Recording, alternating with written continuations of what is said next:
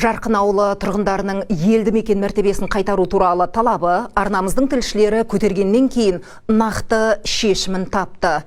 2 жыл бойы қордаланған мәселе 2 күннің ішінде реттелді. Әкімшілік мәртебенің болмауы тұрғындарды заңдық тығырыққа тіреген, халық үйлерін заңдастыра алмай, малын сату үшін қажетті құжаттарды ала алмаған.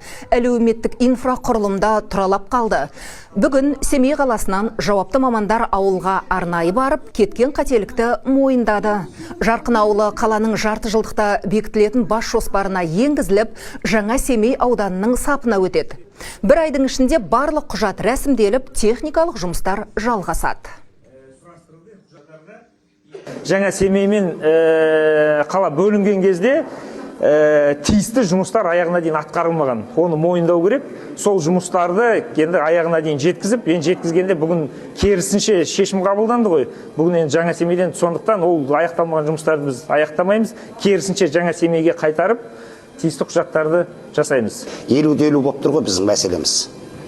Онан кейінгі енді ары қарайғы мәселелерімізді жаңа Семей ауданына өтіп алғаннан жаңа Семей ауданымен ақырындап өзіміз шеше береміз.